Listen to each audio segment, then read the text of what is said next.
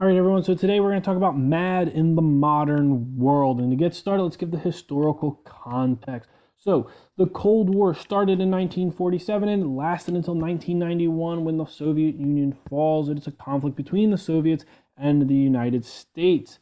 And it is a Cold War because there is no direct confrontation. The two countries do not fight directly. They'll fight through proxy wars, through smaller countries. They'll fight economically and for influence, but they do not directly attack each other. And the reason for that is because of the weapons of the day. The nuclear bomb was developed in the 1940s and has only ever been dropped in aggression twice, both in World War II.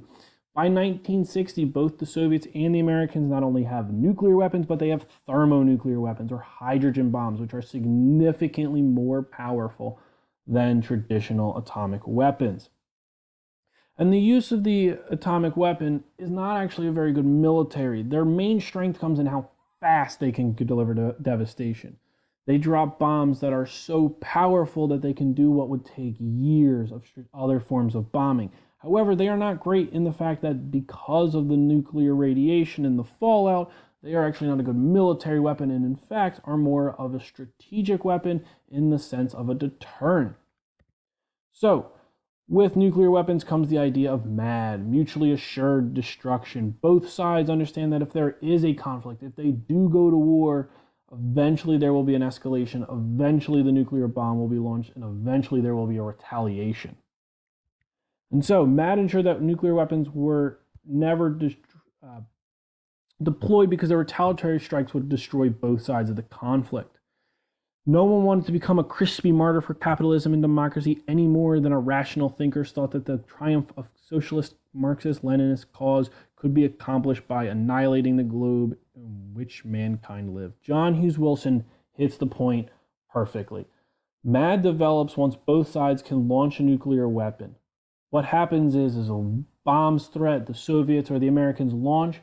Both sides would understand that, and even if the nuclear bombs were to blow up and cause devastation, there would be mechanisms in place for a retaliatory strike. So if the Soviets launch 2 bombs, the Americans launch 6. By the time those bombs have all blown up, there are 30 or 40 more missiles in the air, and essentially the world has ended. Neither side would be able to give a total knockout first blow, and so there is going to be a retaliatory strike, and because of the use of nuclear weapons, that retaliatory strike is going to come much, much, much deadlier than before, and essentially the world ends. And so MAD causes people to understand that if a weapon is ever used, the world ends. There is no, maybe they won't retaliate. There will be retaliation. It will be world ending. And so both sides understand to avoid that, there needs to be some form of cooperation. As weapons became more devastating, they became less usable. They needed to work towards peace. Both sides understood, look, we do not need to be allies, we do not need to be best friends, but we do need to have enough of a working relationship that if something is to occur, our first reaction is not to launch a nuclear weapon, but instead to try and defuse the situation. And so this policy, this warming of ideals is called detente. Both sides understood the realities of MAD and were well advised to develop a degree of tolerance. And tolerance is the big point that Buchan makes, and that really drives home MAD's point. You do not have to be friends, but you have to tolerate each other because if one side launches and the other side retaliates, the world ends. And the big point that makes about this is that MAD and Detente are based on an idea of parity. Both sides have this ability to launch. And once that occurred, that's when the policy takes over. And they stay even, they have an arms race, but both sides understood that if one is more powerful than the other, then MAD is in an imbalance and it doesn't quite work. And so both sides work together, they sign treaties, they come to agreements, and they limit themselves to a relatively even keel. They're not disarming each other, but they are understanding if we can blow the world up 40 times over, we can probably do well with only 20 times over. And so this policy runs through the Cold War, lasts until 1991 when the Soviet Union falls. However, the policy of MAD has not stopped. In our modern world, it still exists. However, there are some modern changes that have really thrown this policy for a loop. The first is proliferation. Whereas in the Cold War, there were only 2 nuclear powers, there are now 9. And of those 9 nuclear powers, 5 of them do not have an active nuclear weapon. What that means is that they have nuclear weapons, but they are in reserve. They are in bunkers. They are not ready to launch. Those countries are North Korea, China, India, Pakistan, and Israel. Those countries have nuclear weapons, but in an instant, they could not fire them. They only have them if they need to.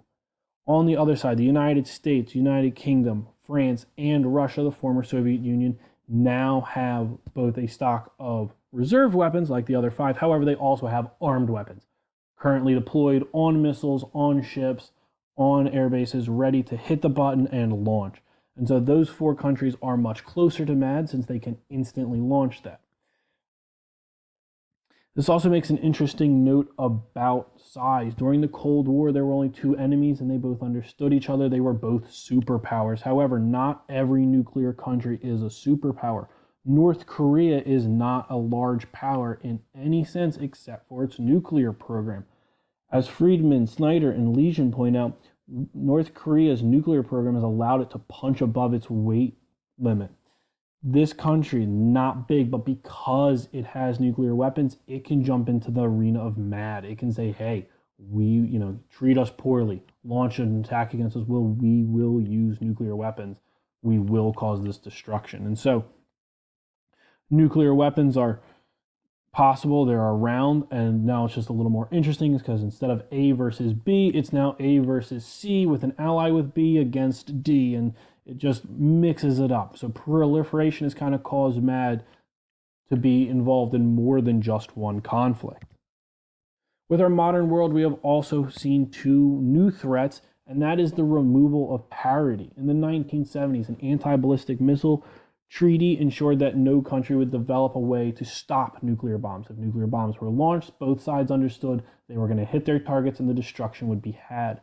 However, since that treaty is no longer followed and anti-ballistic missile systems have been developed, both countries now do not know if a nuclear weapon will get through. A nuclear weapon might be launched, a retaliation might be launched, but when the missile gets close to its target, a system might take it out, disarm it, make it no longer active. Thus, that parity no longer exists. Mutually assured destruction might not be mutual. That same idea follows through to a cyber threat.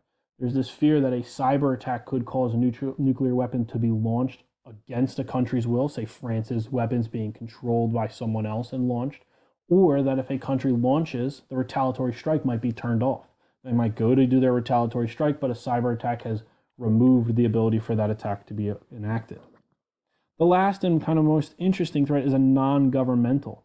MAD is based against the idea of mutually assured destruction.